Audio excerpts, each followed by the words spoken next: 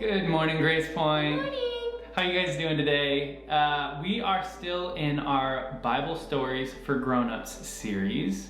And it's been fun. It gives us a new perspective on old stories that we've heard so much growing up, and just kind of we're told certain ways to believe things, and it's cool to get a fresh perspective, I think, on some of this stuff. Yeah, we want to give a little shout out, / you guys give a little bit of shout out in the comments for all the people tuning in today across the US, across the world. Seriously, we've had people from everywhere. If you haven't signed up for the weekly communication through email, you can do that at gracepoint.net/subscribe. Thanks guys for tuning in. We'll see you again for announcements.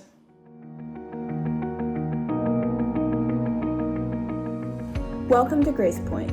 We are a progressive Christian church, loving our community by gathering in our homes.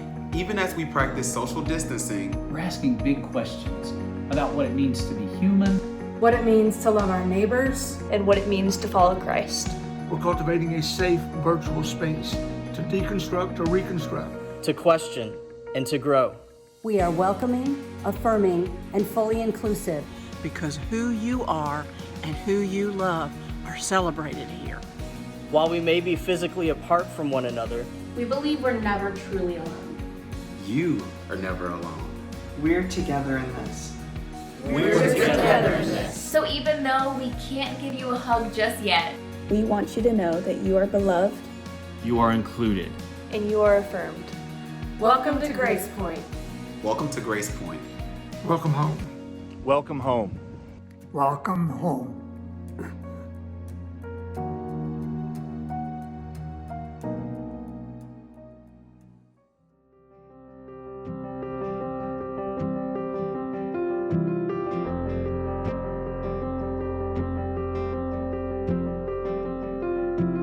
Everything is mine in you. Even when my heart is breaking, everything is mine in you. Even when my hands are empty, everything is mine in you. Oh, in you.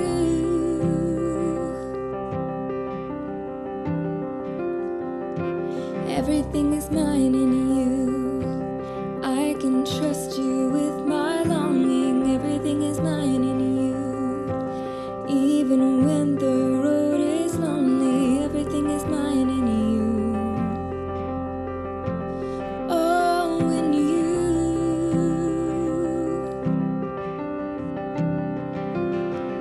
'Cause you are constant through it all, and you say you'll catch me when I fall, and in you I have everything I need.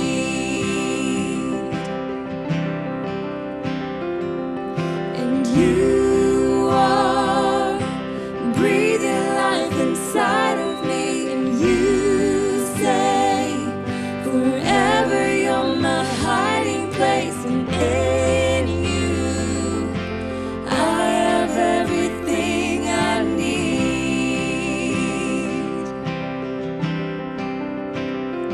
Oh, oh, oh,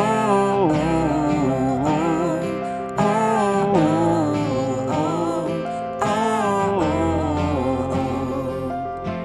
everything is mine in you, and I know my future's bright. Everything is mine in you, past or present, death and life. Everything is mine in you.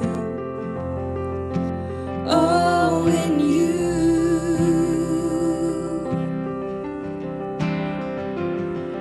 'Cause you are constant through it all, and you say you'll catch me when I fall, and in you I have everything I need.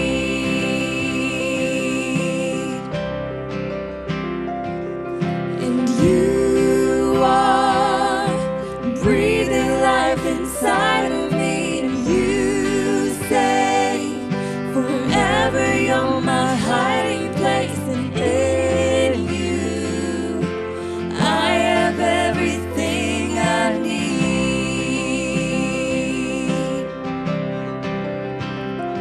Oh, oh,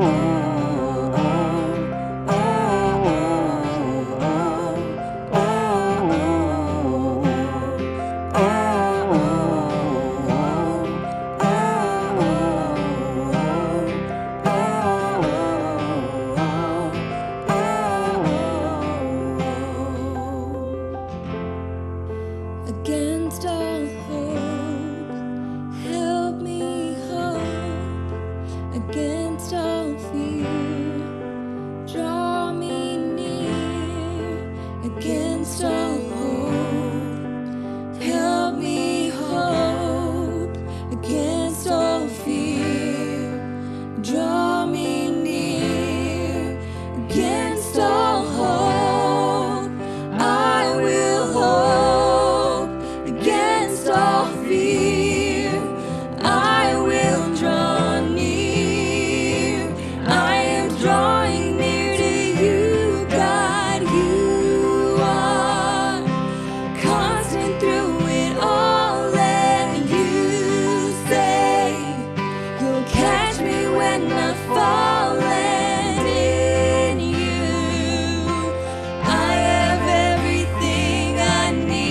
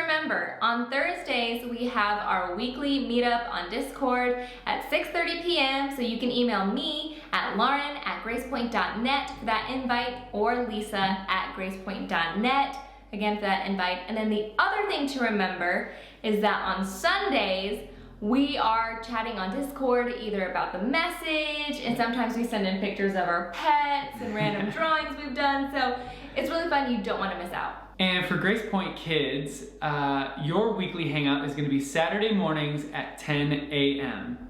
You can check out all the info on the Grace Point website on the GP calendar, or you can go to our Instagram, that's at GracePointKidsTN. GPK parents, you guys are going to be having a hangout on Thursday, September 9th at 8 p.m. Our host for that is going to be Chelsea Nixon, and it's just a good opportunity for you to connect, find community, and just talk to other humans again. I mean, still not in person, but hey, it'll still be fun. Grace Point Youth, your discussion guide will be shared as always today, Sunday, after the service on Discord, so look out for that. Grace Point Kids, you will be starting into a new September series called Holy Troublemakers and Unconventional Saints. We'll be reflecting on the lives of 4 progressive heroes who broke traditional molds in the pursuit of love and justice. Our discussion guides and a link to the Bitmoji classroom can be found on Facebook, Instagram, or in your inbox. So that's it, you guys. Make sure you find us on Discord and on Facebook, on Instagram to keep in the loop. Peace out, air hugs, and so much love to each and every one of you. Hey guys, welcome back. We are here for announcements this time. So make sure that you tune in on Sundays at 10:30, where we all get to chat, ask, how everybody's doing, talk about the weather. Seriously, we've been talking about the weather quite a bit, but it's been crazy here in Nashville, and like we said, there's people from all over, and so it's just fun to just chat and catch up. As we've been doing every week through this whole pandemic, we will be having Reconstruct on Wednesday at 6:30, so make sure you tune in and be a part of the conversation. So we've got something a little special going on next week. We're actually going to be doing communion. So it's going to be a BYOE, bring your own elements.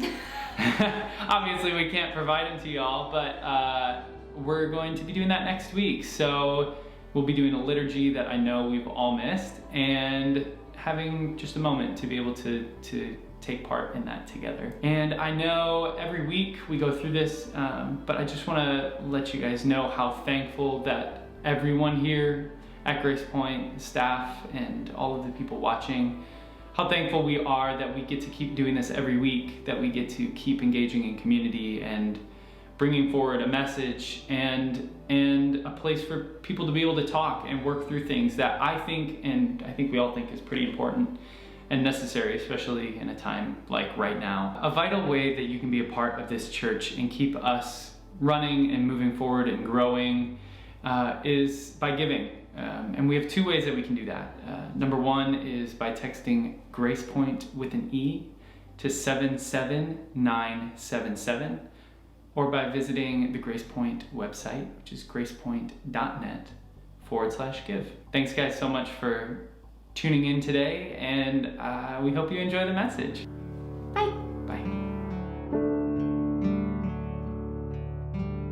For the beauty of the earth, for the beauty of the skies, for the love which from our birth over and around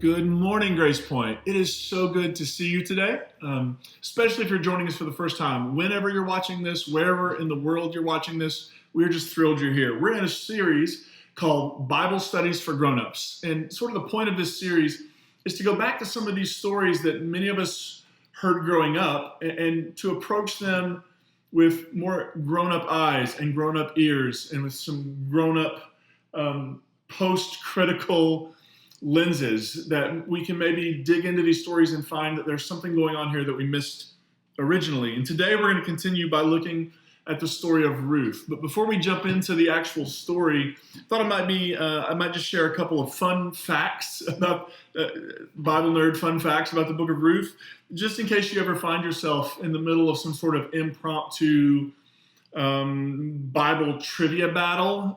Those things I hear can break out from time to time. So a couple things. First, in the Christian Bible, the book of Ruth appears after Judges and before 1 Samuel. So right in between Judges and 1 Samuel. Often the way that gets memorized is Joshua, Judges, Ruth. However, in the Hebrew Bible, the book of Ruth appears in a section known as the Ketuvim, which is a word that means writing. So it's in part of the Bible with Psalms, Proverbs, Job, Song of Songs. Actually, Ruth is part of a collection called the Five Scrolls, which includes Ruth, Song of Songs, Ecclesiastes, Lamentations, and Esther. Now, these were likely grouped together because first, they could all be copied onto one scroll because they're kind of short. And then second, because they're all used for some sort of liturgy for a specific reason. For example, the book of Ruth is traditionally read during the Feast of Shavuot, which is also known as the Feast of Weeks, which is known in Greek and in the New Testament as the Feast of Pentecost. So that's when Ruth would be read. One final thing before we dig into the actual story. One of the strange to us details that shows up in this story is this idea of a levirate marriage. And I don't know that you've ever heard that phrase before, but essentially it's a practice that is grounded in a passage in Deuteronomy. I want to read it for you real quick. Deuteronomy 25. If brothers live together and one of them dies without having a son, now this is a patriarchal society, so prepare yourself for what we're about to hear. If brothers live together and one of them dies without having a son, the dead man's wife must not go outside the family and marry a stranger. Instead, her brother-in-law should go to her and take her as his wife. He will then consummate the marriage according to the brother-in-law's duty. The brother-in-law will name the oldest male son that she bears after his dead brother, so that his brother's legacy will not be forgotten in Israel. If the brother does not want to marry his sister-in-law, she can go to the elders at the city gate, informing them, "My brother-in-law refuses to continue his brother's legacy in Israel. He's not willing to perform his brother-in-law's duty with me."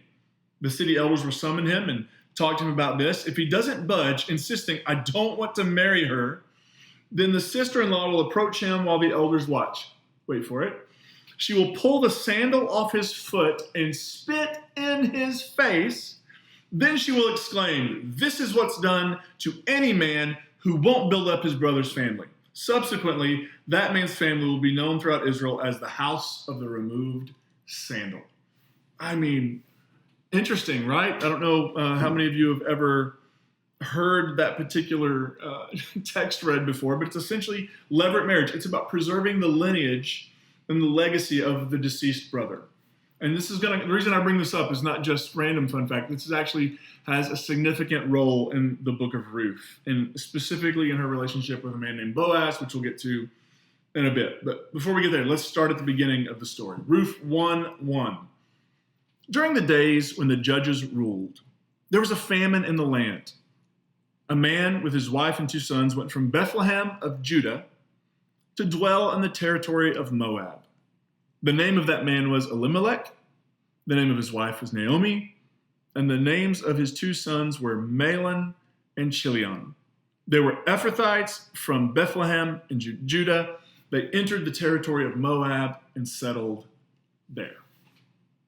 So this story begins during the days when the judges ruled. That beginning has a certain feel to it. Those words have a certain feel. Perhaps like a story that begins once upon a time, or maybe even a long time ago in a galaxy far, far away. Right? Those are familiar to us. It's almost like we're being told that what we're about to hear is going to serve a parabolic function. It's gonna function in the way a parable would. It's gonna try to speak a truth that will challenge conventional cultural wisdom. And often we can only hear those things, those difficult things, those challenging things, we can only often hear them in a parable. It's like what happens when your kids won't take their medicine, and so you like put it in a pudding cup or in a sippy cup or something. You do a thing to get the medicine in them because they're going to be resistant because it doesn't taste great, right? So they're going to resist it. Often in the Bible, when we're going to learn something that's going to be hard to swallow, it's going to be difficult, it's going to be challenging, we often hear that in the form of a parable. So this story begins with a famine. And with a family of Ephrathites, which just means they're from Bethlehem. Well, what's interesting is the word Ephrathite, it means fruitful. And they're from Bethlehem. And Bethlehem in Hebrew means house of bread. So the fruitful people from the house of bread are living through a famine, right? These names are almost advanced, especially if you were one of the original people audience to hear this. The names are advancing the themes. In the house of bread and the fruitful people, there's a famine. And they're forced to leave Judah, which is part of, at this point, part of Israel. They're forced to leave their home territory to go to Moab. This means they're leaving the promised land, a land that was promised to flow with milk and honey. They're leaving the promised land, and they're settling in a non-Jewish territory, a Gentile territory. And while they're there, the father, Elimelech, dies. And so Naomi is left there with her two sons, Mahlon and Chilion. Mahlon actually means sickness. Chilion means wasting, right? So their names are foreshadowing what's going to happen. They end up marrying two Moabite women. One is named Orpah, not Oprah, although I say that half the time when I'm talking about the book of Ruth. And the other one is Ruth. And they lived there for about a decade, and then Mahlon and Chilion die. So if you're keeping score at home, Naomi has lost her husband and both of her sons. And it leaves Naomi and her two daughter-in-laws alone. And in a patriarchal society, and as it was in the ancient world, that meant that these women are extremely, extremely vulnerable in every possible way. So Naomi decides to return home to Bethlehem, to return home to her people where she'll be safer. And she tells Orpah, not Oprah, Orpah and Ruth to return to their father's households. Orpah reluctantly agreed. But Ruth refused. Ruth insisted that she continue on with Naomi. And her response to Naomi is so lovely and so beautiful that it actually gets used at weddings, even though it's between a mother-in-law and her daughter-in-law. It is used at weddings to speak to us of the kind of commitment. Listen to Ruth, what she says to Naomi. But Ruth replied, "Don't urge me to abandon you or turn back from you, from following after you. Wherever you go, I will go. And wherever you stay, I will stay. Your people will be my people, and your God will be my God. Wherever you die, I will die, and there I will be buried.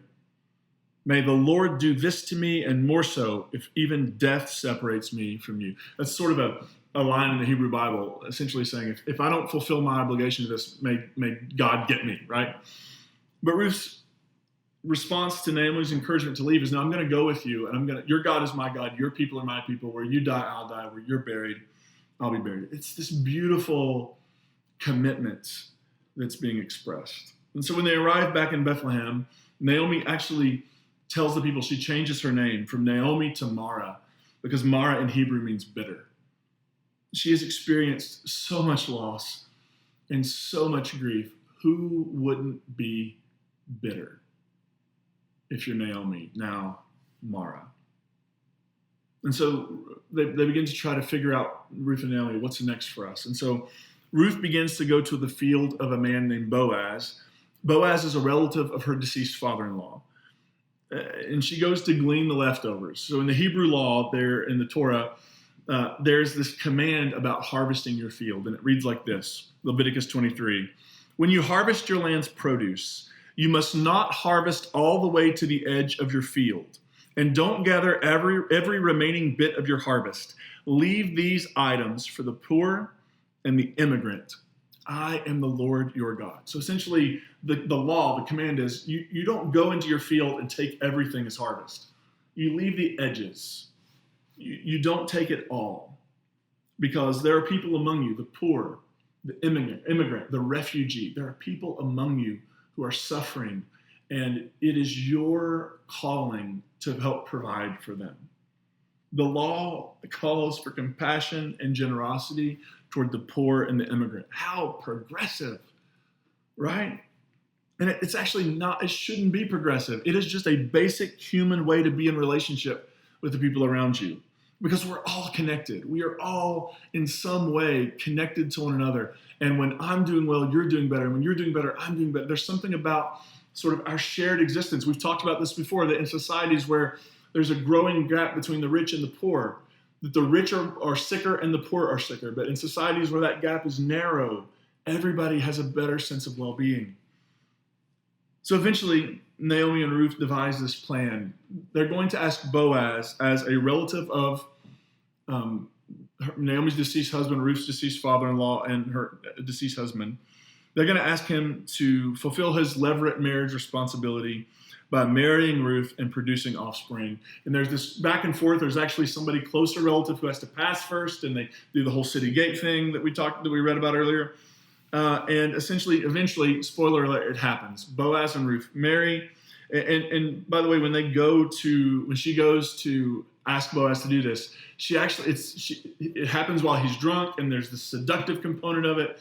And it's really like Ruth she's going into this situation with eyes wide open, knowing that she's trying to end up in a better situation for her and her mother-in-law. And Boaz and Ruth get married, and they produce offspring, and this story ends happily ever after. One of the rare stories anywhere, even in the Bible, that end happily ever after. And here's how the story wraps up. So Boaz took Ruth, and she became his wife. He was intimate with her. The Lord let her become pregnant, and she gave birth to a son. The women said to Naomi, "May the Lord be blessed, who today hasn't left you without a redeemer." That was also, the term in Hebrew is goel, and it means kinsman redeemer, right? In Latin, it's levirate marriage. In Hebrew, it's kinsman redeemer. "May his name be proclaimed in Israel. He will restore your life and sustain you in your old age. Your daughter-in-law who loves you has given birth to him. She's better for you than 7 sons. Naomi took the child and held him against her breast, and she became his guardian. The neighborhood women gave him a name, saying, 'A son has been born to Naomi.' They called his name Obed. He became Jesse's father and David's grandfather." When the story ends, Naomi is no longer Mara. She's no longer bitter. She is celebrating the birth of a grandson who she devotes herself to caring for. The story wraps up by telling us that Ruth and Boaz's son Obed would become the father of a man named Jesse, who would become the father of David, who was the greatest king Israel would know, at least in their understanding of it. So what's this story really about? There are several things to note. One is that in this story, women have agency. And it's so, in the ancient world, in patriarchal society, it was very rare for women to have agency. But in this story, the women don't just respond to what the men are doing. They actually take the initiative. When Boaz doesn't act to fulfill his obligation to his deceased relative, Ruth and Naomi take action. They go to the threshing floor where he's drunk, and Ruth essentially says, "Hey, you need to redeem me, marry me. It's time for this. It's time for you to act on this." So they have this agency. Also, Ruth embodies faithful love, and it's the Hebrew word hesed. And hesed in Hebrew, it means faithful love, but it's most often used of God in response to people. So you may have heard a psalm that says this: "Give thanks to the Lord, for she is good. Her love, her hesed, her faithful love endures forever." Right? It's this committed, consistent, never waning, never failing love. And in this story, Ruth, the woman from Moab, the Moabite woman, embodies this kind of love. She refuses to abandon Naomi and instead returns to Bethlehem with her and works to secure their position and to bring joy back to Naomi's life. And ultimately, she shapes the entire future of the Jewish tradition by becoming the great-grandmother of King David. Which brings me to the main purpose I think this story was written. The main purpose of this story is actually to speak to the context in which it was written. Now, the narrative context, and what I mean by that is when the story says it's taking place, is in the days of the Judges, sometime around 1150 to 1025 BCE. But the date Ruth was composed was actually more likely during the post-exilic period. the period, if you're familiar with the names Ezra and Nehemiah, meaning in the 500s to 400s. So the Judges were in 1150 to 1025, and this was actually composed sometime in the 5 or 400s. And to give you some context, the Jews had been exiled by Babylon in the year 587 BCE, but when the Persian Empire conquered the Babylonian Empire, the Persian Emperor Cyrus had a policy. He allowed the Jewish people to return to their land and to rebuild their temple. And during this period of time when they were returning to the land, there became this emphasis on keeping the tradition pure, creating boundaries that would protect them from being absorbed by or diluted by the surrounding Gentile cultures. One of the resulting laws that they produced out of this was that concerning marriages between Jewish men and non-Jewish women and the children that resulted from these unions. Listen to Ezra chapter 10. Then Shechaniah, Jehiel's son, from the family of Elam spoke up and said to Ezra, "We've been unfaithful to our God by marrying foreign women from the neighboring peoples. But even now there is hope for Israel in spite of this. Let's now make a covenant with our God to send away all these wives and their children." Ezra 10. Ezra the priest stood up and said to them, "You have been unfaithful by marrying foreign women and adding to Israel's guilt. But now make a confession to the Lord, the God of your ancestors, and do his will. Separate yourselves from these neighboring peoples and from the foreign wives." Nehemiah 13. On that day, when the scroll of Moses was being read to the people, they found written in it, listen to this part, "No Ammonite or Moabite should ever enter God's assembly. This is because they hadn't met the Israelites with food and water, but instead hired Balaam against them to curse them," which is another fascinating story. "Yet our God turned the curse into a blessing. When the people heard this law, they separated out from Israel all those of mixed descent." Do you see what's happening in the Ezra-Nehemiah period? They're starting to say, no, we need to make sure we're a pure people. We need to make sure we're not being diluted, or we need to make sure that our DNA, we need to make sure that we are separate and distinct from all of those other people. So if you're married to a foreign woman, if you're married to a foreign wife, she's not Jewish, she's not one of us, and you have produced children that are not fully Jewish, not one of us, send them away. And there's even this line, "No Moabite should ever enter the Lord's assembly." In an effort to purify their community, they want to expel all people of foreign descent. When often we're seeking explanations for why something bad happened, i.e., why did we get sent into exile? What was the lesson there? Maybe we got sent into exile because we weren't pure enough. We didn't obey the laws enough. We weren't, holy and separate enough. And so God allowed us to be sent into exile. And as a result of that, now we're back and we don't want to make the same mistakes twice. I mean, you can see the logic there, right? Like we don't know why it can't just be that the Babylonians beat us. There has to be a divine lesson in it. And isn't this how we sort of function is we want everything to sort of have a divine purpose to it. And so anything that happens, God has to be teaching us a message or a lesson. All right, it can't just be that, hey, we live in this world and sometimes things happen. It needs to have a lesson. So something bad happens to you, maybe I was unfaithful to God, and as a result, maybe I need to be more faithful. In this context, that being more faithful is we need to be more religiously pure. When we are seeking explanations for why something bad happened, we often look for someone or someone's to blame. And in this context, it was the non-Jewish women and children that resulted from marriages between Jewish men and non-Jewish women. Richard Rohr says this: scapegoating, exporting our unresolved hurt, is the most common storyline of human history. Hear that again. Scapegoating, exporting our unresolved hurt, is the most common storyline in human history. This story takes place in the context of a purity movement that is seeking to split up families and send them. And by the way, if you split up these families and you send these women and children away, they're very vulnerable. All right, this is a patriarchal society. You are essentially dooming them in so many ways, either to humiliation or far, far worse things. And in this context, not in a vacuum, in this context, someone wrote down the story of Ruth. What challenge would this particular story pose? What kind of parabolic statement or challenge might it pose during the Ezra-Nehemiah period when they're sending away foreign women, especially Moabites? Ruth is the story of a Moabite woman who saves the day for her Jewish mother-in-law and becomes the great-grandmother of in their mind, their greatest Jewish king, David. I mean, hearing this story, what an unbelievable shock. The greatest and most idealized king was a descendant of a Moabite woman. What would have happened if Boaz had not married Ruth? Or what would have happened if Boaz had married Ruth and said, I shouldn't be married to a Moabite. It says so in the Bible. I've got to send her and this child away. What would have happened? There would have been no King David. There would have been no united kingdom. It was essentially, everything was on the line. Ruth, the Moabite, the one who the text said should have been excluded, was the one who produced the lineage of the greatest Jewish leader in their history. The book of Ruth is a response to xenophobia. And xenophobia is the product of fear, mongering, and scapegoating. Maybe we need the story of Ruth now more than we ever have in our lifetimes.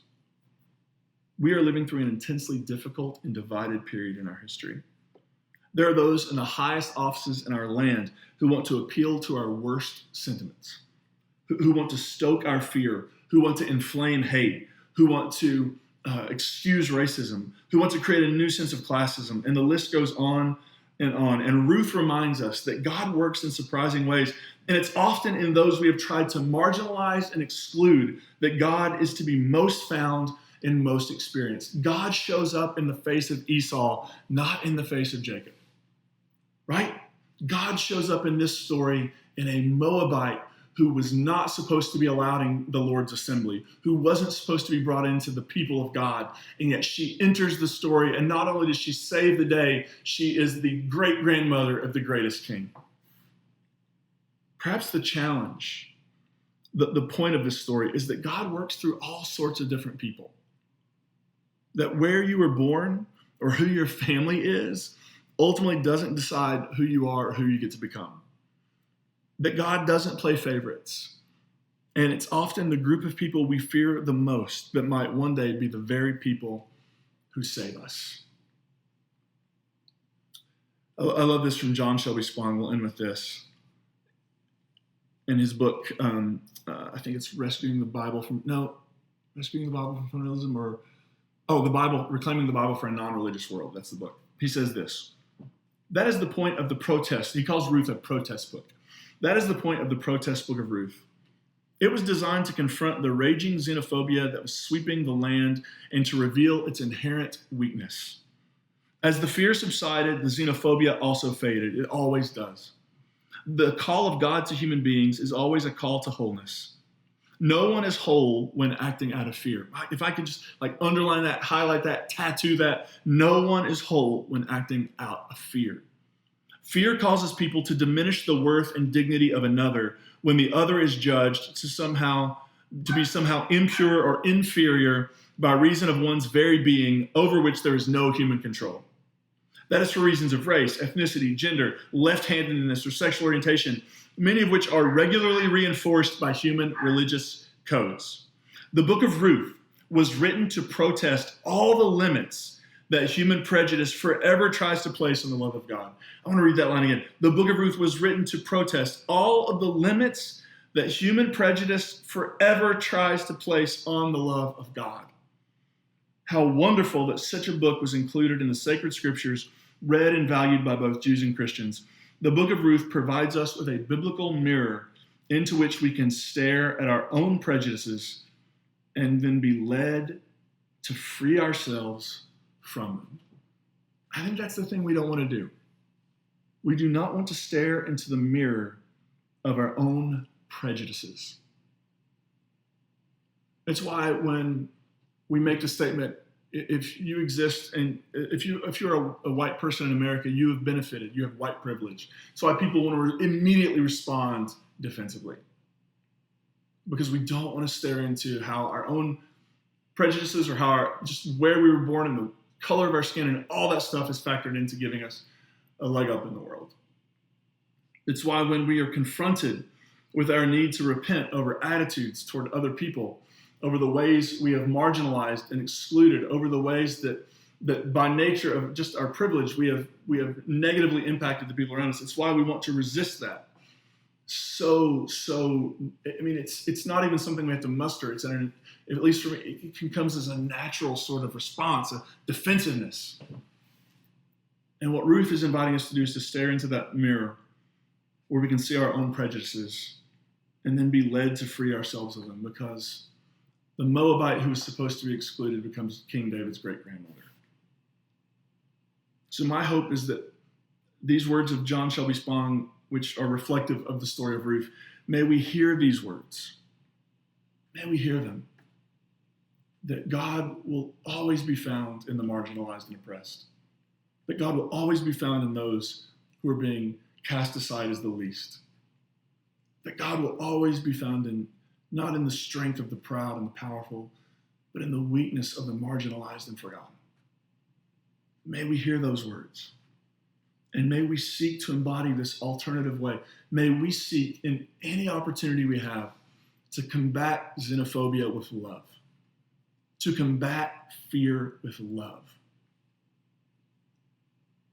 to not only dream about, but to begin to articulate a vision for a better world, and then to join hands together as we seek to bring that better world into existence. This story of Ruth, in some ways it's antiquated, levirate marriage and all, yeah.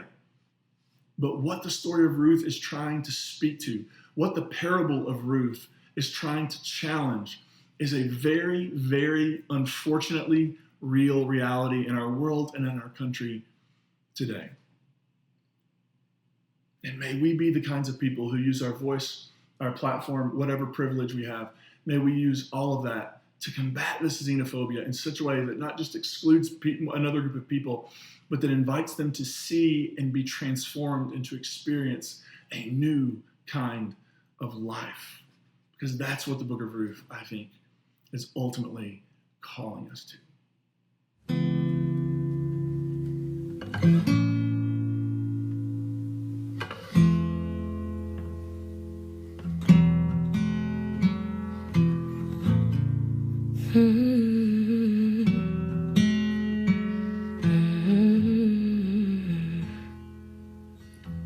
I long for a world where souls actively seek out the truth and buy into something privilege could never afford. I long for the chance to exist free of society's silent plea for me to explain and defend my culture, my body, my worth, my own self. Are these things not deserving of the carefree, gone with the wind, I woke up like this taste of freedom that my privileged friends have always known? Liberty, coupled with fear of becoming a hashtag, doesn't feel like freedom at all. This don't feel like freedom at all. If we stop loving on our own terms, God will heal our wounds. God will heal our wounds.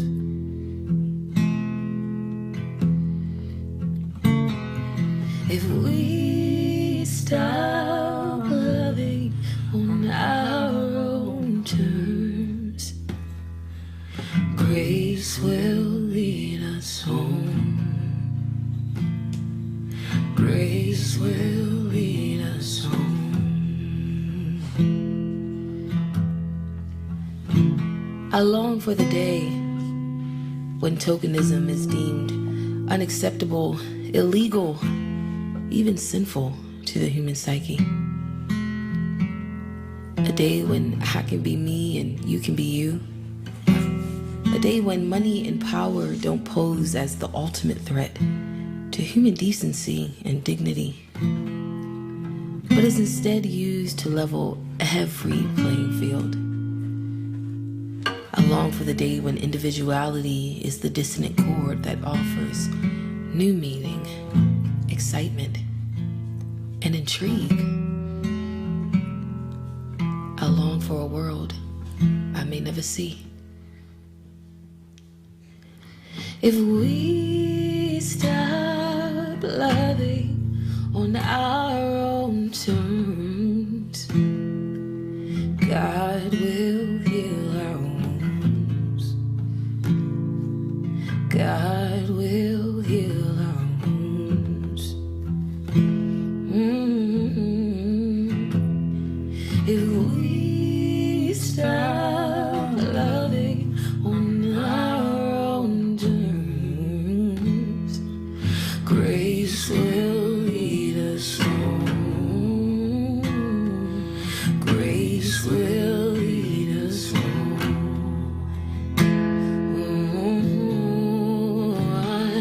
If we stop loving on our own terms, God will heal our wounds. God will heal our wounds.